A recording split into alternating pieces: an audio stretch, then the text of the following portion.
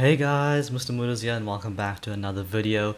Today I'm doing a different kind of video. This is an Overwatch guide on how to escape bronze to silver rank. I myself was stuck in silver for a very long time, but when I started using these tips that I found out from a bunch of other people, I managed to get myself all my roles back into gold. Hopefully by following these tips, you guys can climb the rank ladder too, just like I did.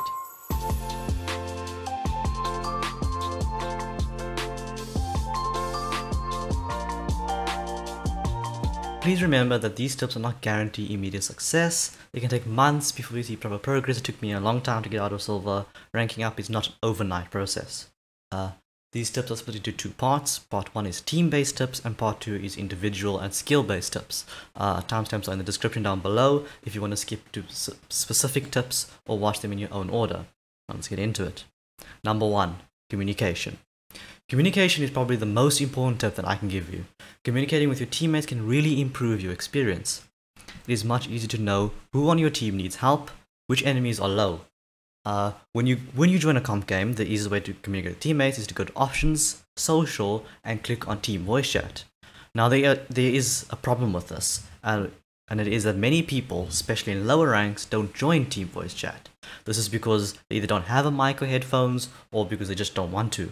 And the next step is to solve that problem. Number 2, looking for group, or LFG for short. LFG is probably one of the best features added into the game. The feature allows you to join groups with other people to play comp or quick play or even arcade games. It is very helpful for comp because it allows you to group with people who have a mic and are willing to work together as a team. You can either look for a group that is already made or create your own one and wait for people to join you. If you are creating a group, there are a couple of really important tips. First, the title of your group. Leaving the default title will get basically 0 people to join because they don't know what the group is about. Your title needs to let people know exactly what your group is about. Start by typing your rank. This way, people in the same rank as you will join. You can list multiple ranks if you want. Remember, you have to be within 1,000 SR range, of your teammates. The next part is your region. EU if you're in Europe, NA if you're in North America, etc. So the people will join who are in your same region, so you're not having ping issues. Then followed by your language. ENG for short if you speak English. There's no point communicating with people if you don't understand their language. You can't really communicate properly. Finally, put mic required at the end to make sure people who join actually have a mic so you can communicate with them. Another important thing with this is that you need to be pretty picky with your teammates. If you think someone who joins is going to be toxic, a bad player, or even if they have something like loud noises in the background, it is safer to kick them or ask them to leave. You have a choice of exactly who you play with. It's important to try and set yourself up to succeed, not fail. The same thing applies if you're looking for a group to join. If you join a group and you don't really like someone or all of them in it, please just leave and find another one that you would rather play with. The other day, I spent an hour looking for a group. It was worth the wait because when I found one I was comfortable with, we went on a 4-game winning streak before a couple of them had to leave. Take your time, find the best teammates, and then going. Number 3, shot calling and focusing. Once you have your group, it is important to make sure you have the proper shot calling and focusing structure. Put it simply, shot calling is making decisions. Simple things like focus sigma or let's move up the right are examples of shot calling. Focusing is the key to winning fights. If someone says sigma low or focus sigma, do your best to shoot at the sigma. Even if you're a tracer in the backline, when you hear sigma low, turn to the sigma and apply some pressure if you can.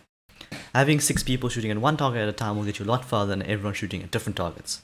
There are obviously some exceptions to this. For example, if you're a Reinhardt and someone says Pharah low, please kill her, there's not much you can do unless you can snipe her with your fire strike. But then you wouldn't even be in gold anyway. Number 4, playing in the line of sight of your healers. This one applies more to tanks and DPS players. Try to position yourself in line of sight with your healers. Always look back to see where your healers are, so you never have to ask yourself where they are. Make it easier for healers to do their job, not harder. Now on to the more individual tips. For those who maybe can't or don't want to communicate a lot, these tips help you improve your own gameplay so that you can just carry ranked games. Number 5, watch a ton of guide tips and videos. There are many channels out there dedicated to helping you improve. I personally recommend your Overwatch channel with amazing guides such as Game Sense and Get Good guides. Another amazing YouTuber is Karq. He has plenty of tip videos such as Overwatch hitboxes for every hero, Overwatch 101 mechanics, and many more amazing videos. Link will be in the description to both of these channels so you can check them out and watch whatever videos you want to. Number 6. Mastery Guides. This one is very similar to number 5, but pertains more to specific heroes. A mastery guide is a guide on how to master one hero. For example, your Overwatch has 2 videos on how to master Reinhardt. Videos that I have used to turn my Ryan from a bronze Ryan into a gold Ryan. The best way to find a mastery guide for the hero you wish to master is simply go in YouTube and search it. You can watch as many of them as pop up as you want, and it's always a good idea to re-watch them multiple times to really understand and perfect your hero. Number 7. Workshop modes. Workshop is an amazing place for learning to better your heroes. There are tons of great hero-specific workshop modes to use. To help you, in the description down below, I have a link to Karq's one workshop for every hero video. So click the link, go in the description of his video, find the timestamp for your hero, follow his instructions for the workshop mode, and the code he gives you. These workshop modes will make you improve at insane rates, trust me. Number 8. Watching replays. If you didn't know, Overwatch has a replay feature where you can go back and watch a game you just played from different angles and point of views. This is a powerful tool in order to review your mistakes and improve. Now obviously it would be ridiculous to watch every game back, especially since some games can be like 20+ minutes long. Only watch games, certain games, right? So if you're an Honor player, for example, and the enemy team has an Honor who is absolutely carrying and winning fights on her own and building Nano like it's on cooldown, then go back and watch that specific game and focus on the enemy Honor. Look at her point of view and look at her teammates' point of views. Look at what she did that maybe you didn't, from anything from positioning, cooldown usage, and playmaking. Take any tips from her gameplay and apply it to your own gameplay. Number 9. Don't care about playing meta too much. Meta is a term used for the current strongest heroes in the game. The heroes that many will say are must picks in order to win. Although understanding the meta is vital, that doesn't mean that always playing meta is the way to go. In lower ranks you'll see a lot more success in just learning 2 to 3 heroes incredibly well rather than just playing meta the whole time. When you rank up, when you get further up in the rank system, it is more important to know all the heroes so that you can play all of them, but in lower ranks just focusing on 2 or 3 is perfectly fine. For example, if you are a really high skilled Honor player, you will carry games and climb ranked regardless of how meta Honor is. She could be the worst hero in the game, but if you are just better and amazing in Honor, you will still climb to a certain degree. There are exceptions to this type of rule, like the time they buffed Roadhog to such a high degree that he just killed everything with barely any effort, and if you didn't have a Roadhog, you genuinely lost. All the time Brigitte was so powerful, she could literally 1v6 and just win. Let's hope we never go back to any of those times. Number 10. Making plays and aggressiveness. This one is very difficult to master. Playing over-aggressive will get you killed 99% of the time. Playing too passive will mean that you get run over like a 5'3", 40 kg guy playing American football. It is important to learn when exactly to go aggressive. Oftentimes you just use instinct, and if you go aggressive using instinct and it doesn't work out, remember it and take it into consideration next time.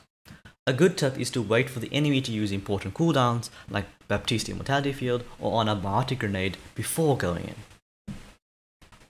Well, there you go guys, those are my 10 tips for getting out of bronze and silver in Overwatch.